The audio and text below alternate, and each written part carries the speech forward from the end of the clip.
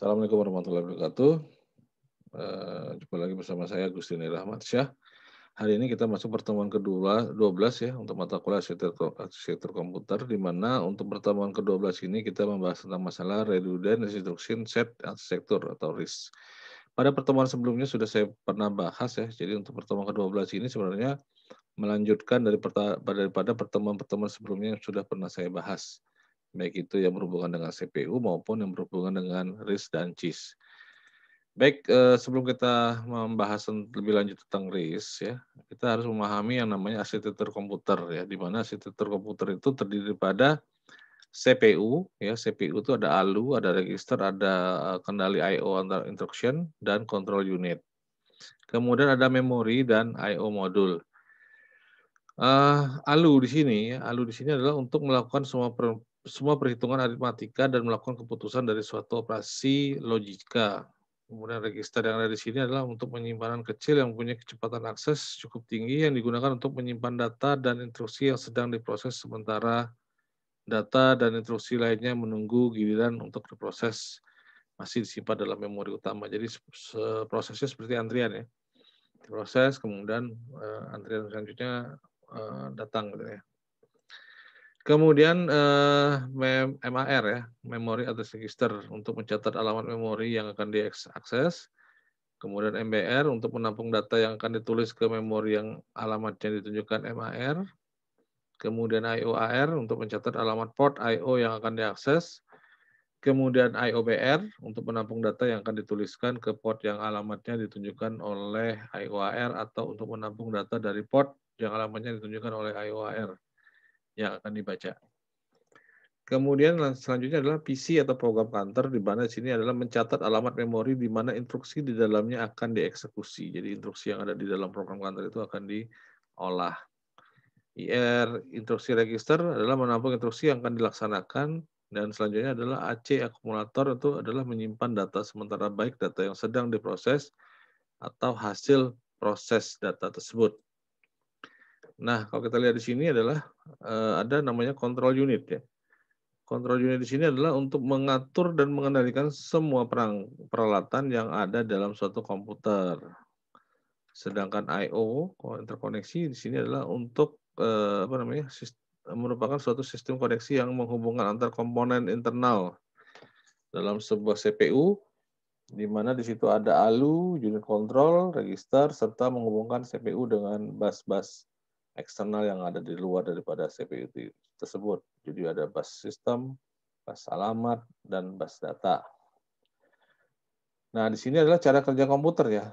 Jadi cara kerja komputer pada saat kita mau menghidupkan komputer sampai dengan komputer tersebut booting dan running dan lain-lain. Ada proses start, kemudian di sini ada ROM BIOS, seperti itu RADIS, RAM, cache, kemudian ke CPU, input output. Ya, di sini dia booting terus dia. Ya, selalu berputar selanjutnya. Kemudian di sini ada tingkatan bahasa mesin komputer. Ada 6 level ya, di mana di sini ada bahasa tingkat tinggi, ada bahasa rakitan. Ya, bahasa rakitan ini dikerjakan oleh programmer sistem. Ya. Kemudian mesin sistem operasi ya. Di sini disebut sebuah software sistem operasi dalam level pekerjaan yang dilakukan oleh mesin diinvestasikan secara parsial. Ya. Kemudian arsitektur perangkat instruksi, arsitektur mikro, dan logika digital. Kemudian siklus instruksinya ya. Di sini program yang ada di memori komputer terdiri daripada sederetan instruksi. Setiap instruksi dieksekusi melalui suatu siklus.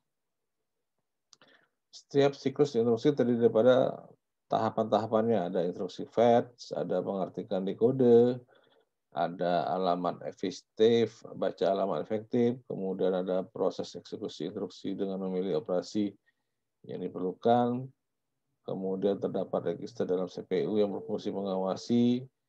PC akan menambah atau suatu hitungan setiap kali CPU membaca instruksi. Kemudian instruksi-instruksi yang dibaca akan dibuat dalam register instruksi atau IR. Kemudian ini adalah sejarah ya, sejarah daripada RIS ya. Itu pertama kali digagaskan oleh John Cooks ya, peneliti daripada IBM Yorktown, New York pada tahun 1974. membuktikan bahwa sekitar 20% instruksi disebut proses ternyata menangani sekitar 80% dari keseluruhan kerjanya. Kemudian menggunakan konsep risk IBM PC-XT ya pada era 1980-an. Ini istilahnya risk sendiri pertama kali dipopulerkan oleh David Peterson. Dia seorang dosen ya, mengajar di Universitas of California di Berkeley. Kemudian masih sejarahnya ya, nah sini masih Anda bisa baca sendiri ya, ini panjang sekali ya untuk sejarah tersebut ya. Oke. Kemudian di sini juga ada selain RISC, Design Control Processing Unit yang lain adalah CIS ya, atau Complex Instruction Set Computing yang jika diterjemahkan ke dalam bahasa Indonesia berarti komputasi kumpulan instruksi yang kompleks atau rumit. Ya. Oke, kemudian di sini adalah teknologi RISC relatif sangat baru karena itu saat ini tidak terjadi perdebatan dalam menggunakan CIS atau RISC. Ya. Kemudian pendapat-pendapat yang ada hanya membahas kekurangan-kekurangan pendekatan RISC serta memberikan pemahaman motivasi pendukung daripada RISC tersebut. Oke, kemudian di sini ada tugas pembuatan compiler untuk menghasilkan suatu rangkaian instruksi mesin bagi semua pernyataan HLL atau disebut dengan High Level Language, bahasa pemrograman tingkat tinggi ya. Pekerjaan mengoptimalkan kode yang dihasilkan untuk meminimalkan ukuran kode, mengurangi hitungan eksekusi instruksi, dan meningkatkan pipeline jauh lebih sulit apabila menggunakan yang namanya CIS tadi. Nah, di sini pipeline ini sebenarnya sudah kita bahas sebenarnya di pertemuan sebelumnya ya.